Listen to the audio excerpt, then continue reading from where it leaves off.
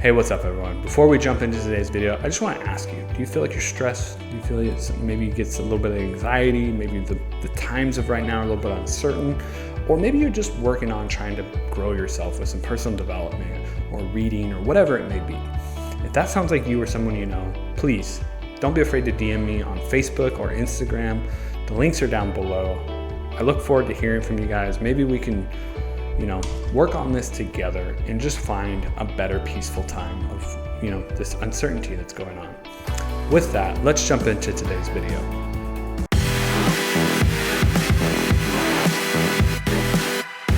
What's up everyone? Welcome to the podcast. Today, we are with my good friend, Jonny Pardoe, focusing on self-esteem, confidence, and mindset issues. He's an author, a YouTuber, podcaster, and he's currently writing his latest self-esteem and confidence book. He's previously written books of different genres. He also mentors and speaks in Toastmasters.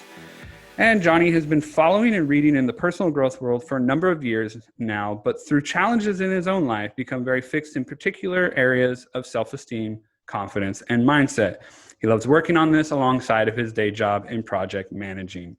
Jonny, welcome. Thank you for stopping by and giving us your time. Thank you, Chris. Thank you for having me on. I feel very privileged that you've asked me.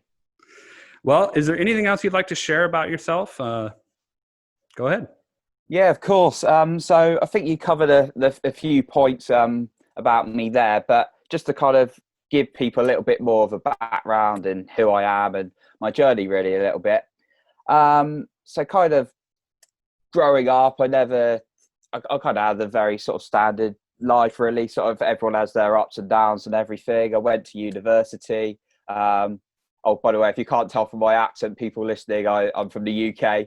I'm not sure it's always called university in America, but yeah, I went to university and then got my jobs after university, and I continued to get jobs. But really, for me, the whole personal development thing, and then I'll go into the confidence and self-esteem bit in a second.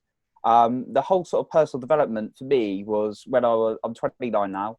So when I was 25 years old, I was just in the standard work meeting, and I was working project management then as well. And we were talking about something, and I just remember being in that room, and we're sort of social services or whatever we're working on at the time. The projects. And I remember just sitting there and thinking the whole things we were talking about were it was about politics and all sorts. So I was very, very bored. I was falling asleep. I was just thinking, I do not want to be here. And I was working in the public sector for a few years. And I was always on temporary contracts. And I always failed to get a permanent job, which was one of my kind of challenges perhaps to my confidence a bit there. But I remember just thinking, what am I doing in my life? I'm 25 and I'm in a meeting on something I don't really care about to try and get a permanent job just to pay the bills and hopefully get a house. And then I started to think a little bit, right, what do I really want to do? What do I really, really like? And then it really took me back to being a kid. And I remember I really loved to write. I really loved to write like fictional books. And I was very imaginative. And I thought, why don't I just do that again? And then I started writing, and I got so much joy, even though there were some really hard times in my job. And I had a lot of kind of self-doubt and esteem issues from sort of finding some challenges in the workplace. And I went for a number of job interviews there, and I managed to get rejected from about 10, I think. So that kind of made me not feel so good. But eventually I got a great job in a different business, and I felt great. I felt over the moon, and my confidence and esteem was sky high. I felt amazing. And that's why all those hadn't worked out. But when I got into that job, and it's a job I work now, I love it. Love the company so much. But then I realised I'd achieved this job, got this permanent job, better, not just the better pay. It was about the fact I was doing something I liked and I actually felt acknowledged by the people around me where I worked. But I started to have these real sort of challenges with my sort of self-esteem and belief, and when something went wrong, I really feel down about myself. I really didn't like myself, and some sort of levels of self-hate, which I started to reflect back where I was at university and I'd experienced them. And then I decided I really wanted to push my writing a bit, and I decided, right, I'm getting a coach. And this was my first experience of coaching, and that was early 2019. And then when I started speaking to my coach, it completely changed my shift. And I realized I actually quite like talking as well. I will be quiet in a minute, but I actually quite like talking about the things I'm interested in. And it's something when I talk to people, they usually kind of relate to what I'm saying. And then I started to think a bit more, what am I really into? Oh, I'm into coaching. And so I started going down a path of a coaching qualification and doing a bit of live coaching with people, with people for free at first, but then I got really into it. But even then, I was finding those 2 years, I was having these ups and downs, and I'd kind of wash it away by going out the weekends and drinking. I'm quite a healthy person, but at the weekends I drink quite heavily, and the next day I feel great, but then I sort of feel really down the next day, which I know everyone feels like, but it was kind of very up and down. And then I got to a point where my self-esteem got so low that I thought, this is ridiculous. I've got a lot of good things in my life. I need to change this. And I knew I wasn't alone with this struggle. I knew that there's people close to me and there's people I've seen have these struggles of confidence or self-esteem. And I thought, I really need to work at this. I'm determined to work at this. So I did everything from the personal development world that I'd been reading on to think, how can I feel as good as possible? And I believe if more of us had more self-esteem, then there'd be a lot less hate in the world, because people attack other people because they're not feeling good themselves. So I thought, I'm going to make myself feel as good as possible. And some people might perceive that as selfish, but actually my belief now is that it'd be selfish not to, because by creating the best possible version of me, feeling great, I'm able to help other people. So that's kind of a long story in terms of how I got into the self-esteem and confidence, but I practice it every day, and people now say, God, you appear very charismatic when I'm talking Toastmasters or at work. I'm just like, that's because I'm doing training every single day to make myself like that. And I really, really love life now. And I love all the people that come into my life, all these groups. So yeah, that's kind of a bit of my story, really, Chris. Awesome, man. Thanks for sharing. I love it. And going on to the whole confidence, self-esteem issue, I learned that at a very early age with my mother. I was actually going for a job interview at the age of like 15 and a half, something like that. And I was really nervous about the interview. It was because it was going to be like my first real job, my summer job. And I remember my mom telling me, she goes, "Why are you so nervous?" And I was like, "Well, this guy owns the company. Like, he's interviewing me to be an employee." And she goes, "You know, he goes to the bathroom and drops his pants and takes a shit just like you do." And after that, I was just like, oh, well, I'm not going to put anybody above me or beneath me. Everyone's equal. And at that point, it gave me a lot more confidence and self-esteem to just go and talk to this person like if he was a normal person. Yeah, he's the owner of a company, but he has just as many problems and or, happy things that happen to him as we do. So that really kind of put me on a level of equality with everyone. And so I think learning that at an early age really helped me with my self-esteem, confidence issues. So let's dive into a little bit more. You say you've written some books, you're an author. Now, for me, growing up as a kid, I hated books. Like, I'm not going to lie, I didn't like to read. It was boring to me. I hated English class. Like, everything about reading and writing, I hated it. I despised it. I was a math science whiz. Like, that was my area of expertise. And as I got older, now I read all the time, and I actually want to write a book and things. And it's like so weird how your mind shifts. But for someone who grew up liking reading and writing and stuff like that, what are some things that kind of come with confidence and self-esteem into your writing? And then what are some other things that kind of make you, when you write, you bring out of you? Yeah, that's a really great question, actually. I'd just like to add, actually, interesting. When I was younger, I love maths. I really love maths too. It's my favorite subject, actually. But it's interesting at school. I was very creative. So that's kind of what you were saying, a bit the opposite. I was very I like to write stories, and I was very good at that. I wasn't actually, believe it or not, a very good reader for quite a few years in primary school. It probably wasn't, I read and, passed my exams and stuff like that, but I wasn't a big reader until probably after university, really. And university, I didn't read things properly, but yeah, I used to get really into writing my stories. So I've always had that creative imagination. I'd much rather, I was a kid who loved watching the movies or playing the PlayStation rather than reading the books. But when I was writing a book, I was like, yeah, I'm writing something. um, so, so what kind of comes with it? One thing, just, and obviously correct me if I'm not answering the question at any point, but one thing that sort of comes with it is I can express a level of authenticity, and that kind of helps your self-esteem. And actually, and there's also another point I was having with someone around their confidence on actually writing a book the other day as well, which is interesting. I'll make a point in a minute, but I find self-esteem, when I'm able to be more authentic and express stuff, then I feel good about myself. And there's always going to be that nerve and fear of people going to read it. But my latest book, it reveals like everything, almost everything about me, every single insecurity. So I've just been sharing it on social media. But when I've been sharing it like recently, you get that extra level of respect for yourself that you're releasing it. You've got the bravery.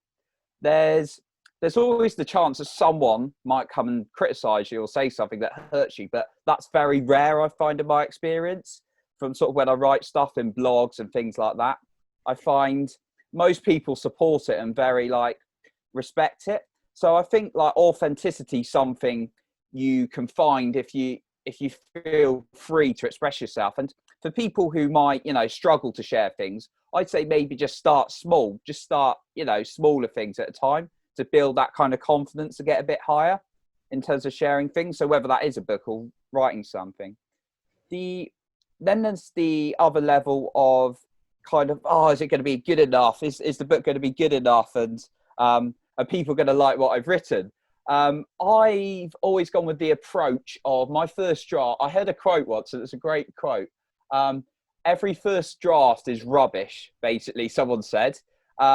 How true that's not, but I've always gone by that, in that just get the words onto the paper and then you can work on it then. And the problem is with a lot of it, with writing, is perfection, whether perfection exists or not, everyone's debating, but people always got this, make up this idea of perfection in their head. And it's like, right, this has got to be amazing. This got to be amazing. Whilst I'm just like, no, I want to write this book. It's not, I understand it's not going to be the best thing ever. But I'll get the first time I get it down, but I'm going to work on it, revise it. So those are probably a couple of the things I can touch on in terms of the kind of the authenticity, or mixing my words up there, authenticity that comes out of it. And then it's about that barrier of not worrying about it too much. And then obviously building up little bit by bit in terms of what you can share with people. So it's interesting that you talked. There's two things I want to touch on in there. The first one is you talking about perfection. Now, I've actually did a podcast episode where I defined the word perfection, and I brought it up again. It says the condition, state, or quality of being free or as free as possible from all flaws or defects. Even the definition of perfection is not perfect because it says as free as possible. That always blows my mind that people still strive for perfection when even the definition is not perfect. And so I had to bring that one up because I heard that word in there. And then on a second note, with the, worrying about if anybody's going to, make mean comments or have negative feedback and things, it's always going to happen. You could say, you could stand on the sign or on the sign, stand on the street with a sign that says free hugs, and somebody's going to give you a negative feedback on it. They're going to call you stupid or hippie or something. Those aren't bad terms. I'm just saying they're going to use those in a way to kind of bring you down. I did a question the other day in a group, and all it was if you could spend the day with somebody from history, dead or alive, who would it be? And I got so many responses from this, positive responses. And one of the main people was Jesus. Now, I asked everybody who didn't put a reason why they would choose that person. And I kept asking, why? Interesting. Why? Somebody came back and attacked me saying, why are you only asking the people who say Jesus? And I was like, are you for real right now? Like, if you read all the comments, you would obviously see that I'm asking every single person, not just the people that said Jesus. And this brings me to my next question, which, when somebody is dealing with something like that, being, it does go on a self-esteem issue. You could put something out and you get 100 positive comments, but you get one negative comment. And then that person takes that one negative comment and focuses on it so hard that it may keep them from moving forward. What do you tell that person to do as a way to help with their self-esteem, help with their confidence? Yeah, that's not a thing. So many people have had that, and like when I've coached people, and even when I've just talked to people about coaching, I've had that so much. I think I was having a conversation with someone the other day, and they were saying, "Oh, I know intellectually, I've got all these good things, and I've done all these good things, but when one bad thing happens in my life, I'm just focusing on that. I just can't stop it." So I've been on a recent workshop, which was on spiritual psychology, and it goes a bit into the subconscious. So that was quite interesting. And basically, intellectually, you can sometimes know things logically. You can see, yeah, there are these great things. But if your subconscious has got all these negative beliefs and it's programmed that way, you're always going to come back to the default thinking. So it's kind of your, I know this is sort of going a bit away, but it's always, so you basically have to reprogram the subconscious so then you can come to a more positive state. Now, there's always going to be negatives, like you said, and when there's that one negative comment from the 100 comments, 100 positive comments. So in terms of that, you can tell that person, you can give them some advice and just say, right, okay, think of all these positive, but it's what I suggest is give them consistent practice. So for the self-esteem, I always treat it like a bit of a muscle. It's something you've got to consistently do, because life, unfortunately, is going to throw some bad things at you. And there might just be the one negative comment, but there also might be something a bit more dramatic, like you might be in a relationship and there's a breakup, or you might lose your job or something. Obviously, that's happened to quite a lot of people, unfortunately, recently. I've been fortunate not to be in that, and I'm very grateful. But there can be a lot of bad things in life, and you can focus on, and the brain does that. It focuses on all the negatives. It's trained to do that to keep us alive. It's the limbic part of the brain rather than the rational. And there's a great book, The Chimp Paradox, written by Dr. Steve Peters. I don't know if you've come across that one. But it basically talks about your survival part of your brain, the limbic part, is there for survival, and it's got all these negative things. But then you got your human part, which is a lot weaker. Not weaker, but like kind of not as strong as a chimp, even though it's logical. And if you're trying to override the human part, tries to override the chimp in the battle, the chimp will always win because it's stronger. But managing it's how you do it. So it's about how you manage it. So someone who's focusing on the negative as opposed to the positive, I would suggest to them that they just need to keep consistently brainwashing themselves with all the positive stuff they've done in their life. Listen to those comments, listen to the stuff, think about the things they've done, journal it every day, maybe write down 5 great things they've done in their life, 5 great things about them, tell themselves they love them in the mirror. I've got a mental morning routine and evening routine because I brainwashed the life out of myself to try and get good self-esteem, and then it doesn't happen overnight. So I give that advice to the person to just brainwash themselves with all this positivity. And I'd also add as a second point, it's not an overnight thing. They're not going to immediately go, oh, I've got good self-esteem now. It takes consistent work where you don't always see instant results. So that would be my advice on that one. For them to try and brainwash themselves, as I'm terming it, with as much positivity they love about themselves as possible. It's funny you say brainwashing, because I literally just did a podcast episode the other day about brainwashing, and it goes along the lines of talking about how we see it as such a negative thing, but it actually can be used for positive things too. And one of the positive ways to brainwash yourself is those affirmations to boost your self-confidence, to boost your self-esteem, because affirmations is that self-esteem booster that a lot of people are missing. I know a lot of people don't even know about what affirmations are.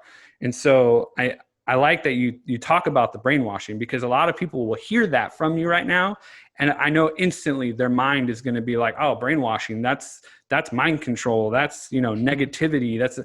And that's the thing. Negativity attracts. That's why we're so attracted to negative things, because of the whole, the chimp brain, the nature, the what we're born with as our primitive brain is fear. Keeps us alive. Fear is what keeps us, going and gets us out of danger. And so, but the way people think nowadays, there's so much illogical fear that we let that overtake most of the problems. And then we don't use that logical part of our brain. So I like how you touched on that. That was really good. And then taking into account with the whole brainwashing and self-esteem boosting and everything, how does this correlate when you do project managing? Because that's your job as of right now, besides the coaching. I'm curious, how do you incorporate that into your work? Because I know a lot of people will look at things that they're doing and want to use it in their work to help boost their work productivity, get better results, things like that. And it doesn't even have to be that they're a project manager. Maybe they're a sales coach, or maybe they're in real estate or something. And being able to make that gap between mindset, self-esteem boost to whatever work you're doing to improve, what kind of tips and things could you give? And how does it incorporate in your job with project managing? Yeah, no, I've been I've been in sort of projects and change management since 2014. So when was I? That was 23 or something. Yeah, 23, I think. So God, that's like 6 years now. And I started off as an assistant. Now I'm sort of a PMO analyst, sort of take on the role of PMO manager. PMO stands for Project Management Office. So kind of you coordinate all the projects and change and work. So I'd find it really interesting. The last place I worked in was in the public sector, and it was a bit more challenging people there. It was a bigger organisation, and you'd have some quite challenging. There's some very lovely individuals. I had some good friends there, but there are also some very challenging people there.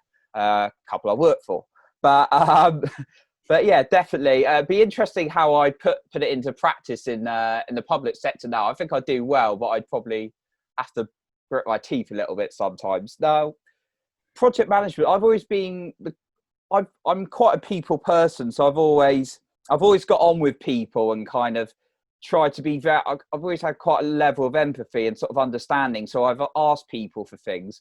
I've always been like very nice and sort of understood where they're coming from. And actually, even when I didn't have much confidence, I found that worked quite well.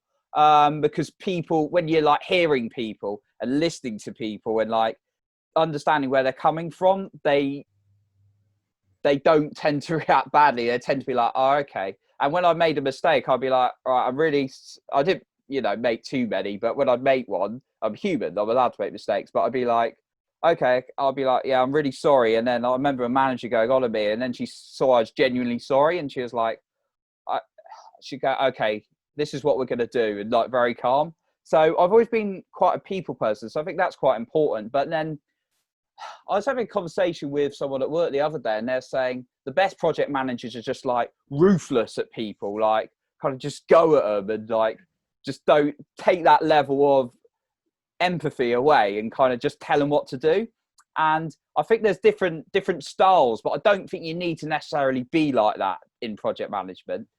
I think before I was so much of a people pleaser because that was some of my self-esteem challenges. And when I did some deep diving, I sort of understood why I was a people pleaser from very young childhood age.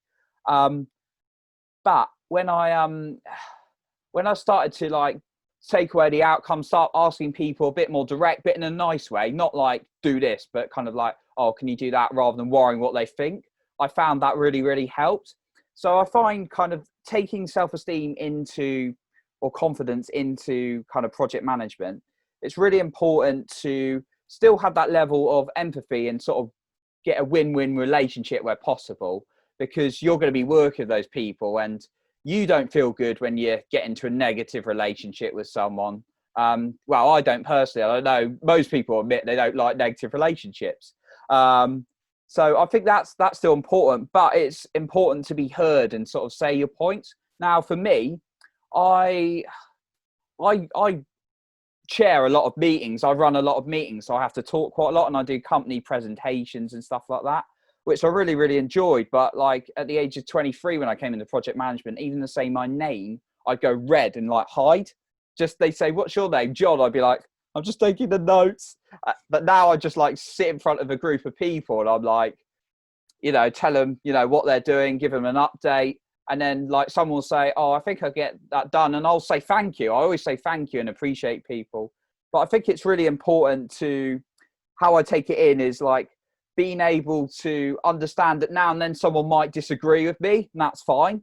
Work currently, they say it appropriately as well, but you won't always get that in life, but I'm lucky I do. And also trying to understand them, but also not shying away from my point, which was something I had to train up until about a year ago. I'd like hide away what I wanted to present. So yeah, I'd say the win-win's really important. See where they're coming from, but also present your point. And don't be afraid to sort of come out of the comfort zone a little bit by bit. So for me, in project management, if you're scared of doing a big presentation, just do little by little and then just work yourself up from there. Awesome. Yeah. It's funny that you talk about, in the beginning, you're scared and you don't want to even say your name. I think that's also one of those things where it's a muscle. You have to build up that confidence in just public speaking even too. And I know at an early age, I wasn't somebody who wanted, even though I'm very outgoing and a people person, even to just talk in front of people is hard. And then once you learn that everyone has that fear, I mean, you can use the trick of thinking everyone's naked or in their underwear and it makes it easier. But I don't do that. The I've thing never is done that either, actually. the thing is just realize that everyone is human, and more than likely, they're probably not thinking the worst of you unless they actually just don't like you. And you probably know who those people are. But the point is like most people are terrified to stand in front of people and speak. So if you're able to at least just get up there and start speaking, you're probably in that or in that upper percentage of people who actually take that step forward and have that confidence. So, I think it's awesome that you are sharing all this with us. I love it. Thank you so much. I want to ask you a question because I asked this question on Facebook and I want to get your input on it. It was the question I asked earlier. If you could spend the day with anybody in history that has been they're either dead or alive, doesn't matter who it is, who would it be and why? Oh, that's a really good question. I think it'd be someone who's alive, to be honest, right now. Well, I mean, if they're dead, they'll obviously be alive for the day. Yeah. No, I understand that. But I think kind of all the great people I admire are sort of alive now. There's obviously been great people in the past as well. I love that question. I'm just trying to think because actually, funnily enough, I was fortunate enough to get on a live with Gabby Bernstein, and she's one of my heroes the other day. So that was a great experience. I was just thinking of that. I know this is probably a very cliche answer, but I think it'd probably have to be Tony Robbins. Very common one. I signed up for the Unleash the Power Within for the first time, and then obviously that's been postponed and will probably be postponed again in the UK this year. It's due in October, but I just seen, his YouTube videos. Every time he speaks, I'm just like, you're almost like warped into what he's saying. It's like a different language. And then I just like to meet him in person and just like feel that energy that everyone says and how he kind of can transform a person. I just think, I don't know how to describe it. He's just like amazing. He's just like, just every word he says and the energy and his like passion for life. I just think if I was in his presence, I just think I just get so many breakthroughs. I'll probably get about 20 breakthroughs in about a minute or something just speaking to him. So I think it'd have to be Tony Robbins. What do you say, Chris? He is a tall stature of a man. Like he's tall to begin with, and then just his deep voice, he just radiates confidence. Like if you listen to him in anything he does, he's just so confident in everything. What were you asking me who I would pick? Yeah, I'm just interested who you would say. So, oddly enough, mine would be Marcus Aurelius. Because I like his teachings with the meditations and stoicism and things like I'm a very firm practicer of stoicism.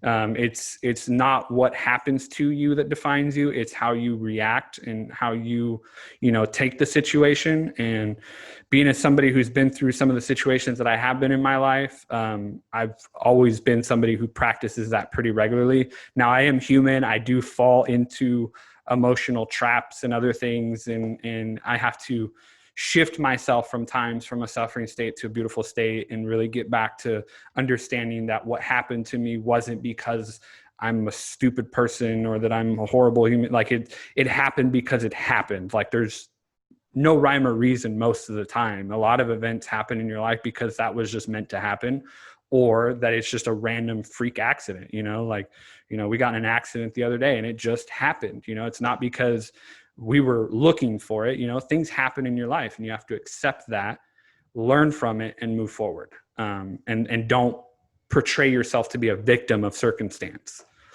That's my reasoning behind wanting to meet him, because man, some of the stuff he wrote is just amazing. And I love it. So you have any other questions for me on that? No, I'm just gonna pick up what you said on acceptance. I thought that was yeah, completely agree with that. I think that also links to sort of self-esteem. When you can't accept a situation or you're lying to yourself, that can do real big damages. I was a lot like that in the past, and just ignore things. And yeah, I think what you're saying about acceptance is really, really true. So I was just going to say that one.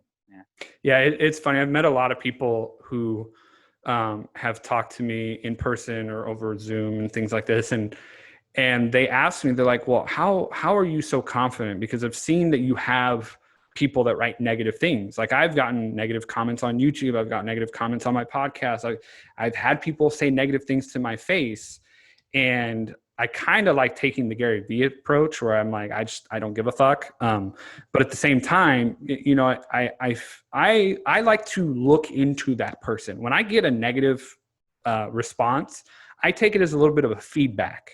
And I don't take it as a negative way of like, I'm stupid or I should quit, things like that. I take it and I look at it and go, okay, did I fail this person? Did I not present something good enough for them? And if so, how did I mess up? And I'll look into the person and see what their circumstances, where they live, who their parents were, if their dad left them, if their mom died, like things like that. I will look into a person. And it's not because I'm obsessing over this comment. It's because I want to better understand people. I want to better understand all walks of life. Now, I know you can't please everyone. There's no way in the world you're able to please everyone, because if you try to please everyone, you're going to please no one.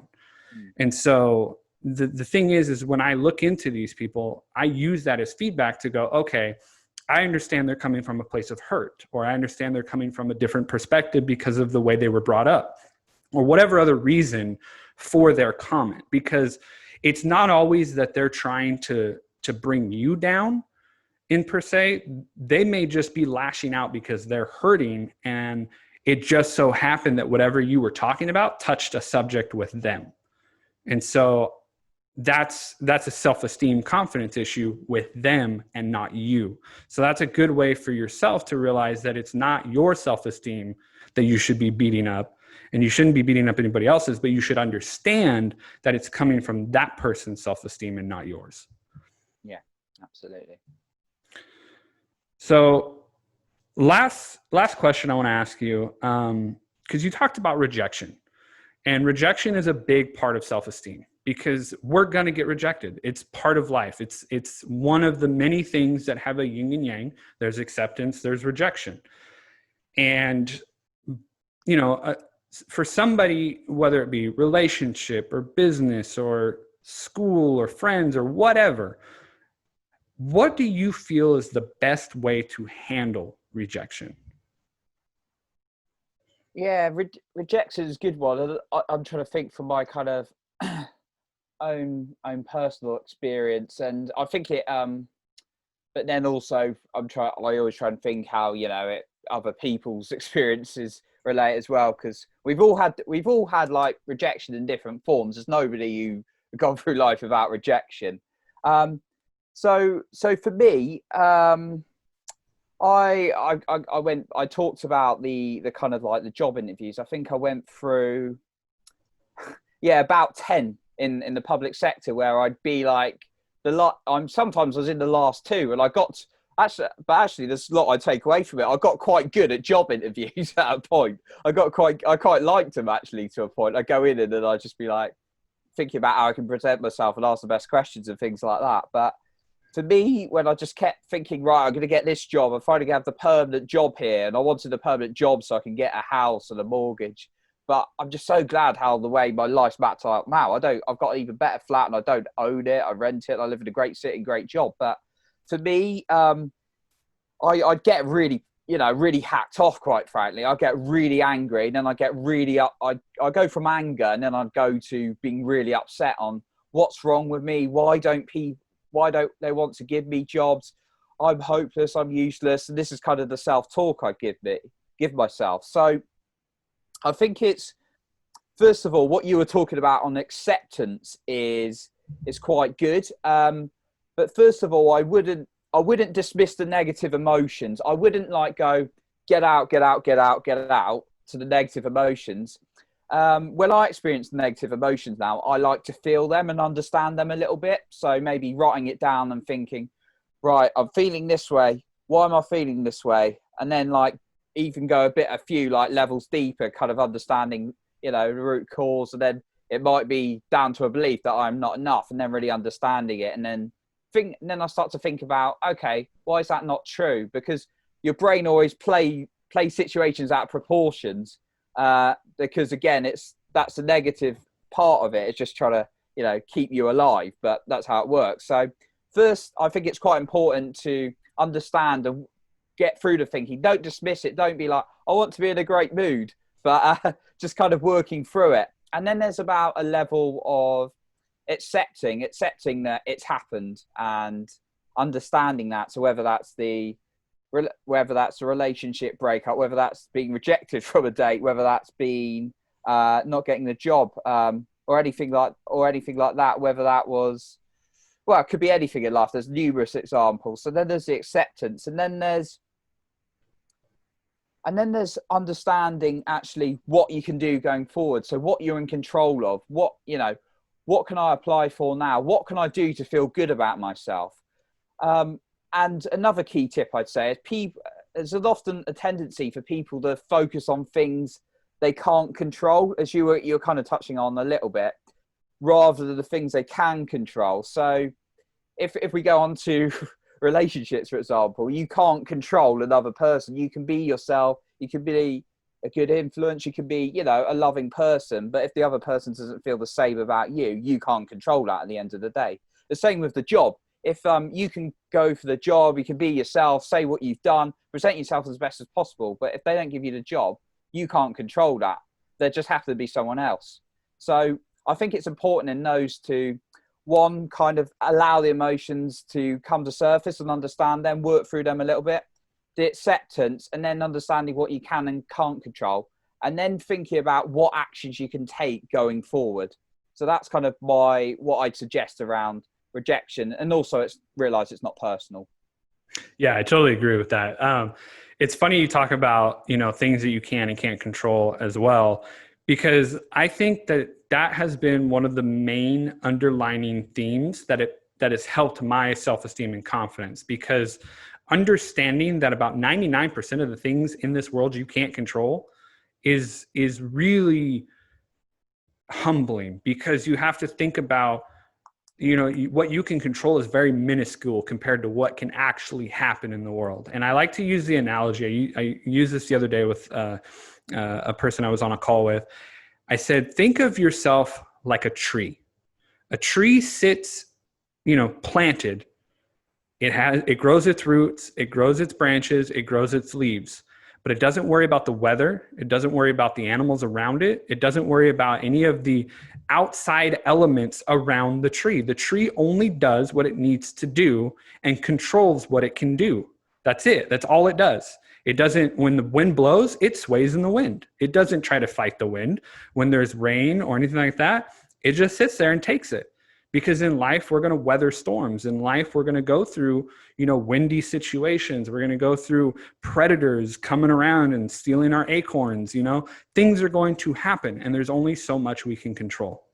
And so I like using that analogy when I have somebody who's like, oh my God, I can't control this and this and this. And it's like, you can't. Like, stop trying to fix it when you can't fix it, when there's nothing you can absolutely do. Because once you relinquish that control of things that you can't control, your life gets a lot easier because you don't have so much worry. You don't have so much stress. One of my favorite analogies that someone uses about stress and worry is stress and worry is like a rocking chair. It gives you something to do, but you don't go anywhere. And so a lot of people, they stress and worry about things and then realize that it's actually not doing anything for them. So... yeah. I like that. I like your analogies, the tree one and the rocking chair. Very good. But a few new phrases today, so that's always good. Yeah, man. So thank you for coming on today. Wow, I really love this conversation. It was really good. For all of you listeners, like we always do at the end, we do a little Q&A reflection time. But whenever we do the guest ones, I only have one question for you, and it's, what out of today's episode was most useful for you? Thank you guys for stopping by, and I'll see you next episode.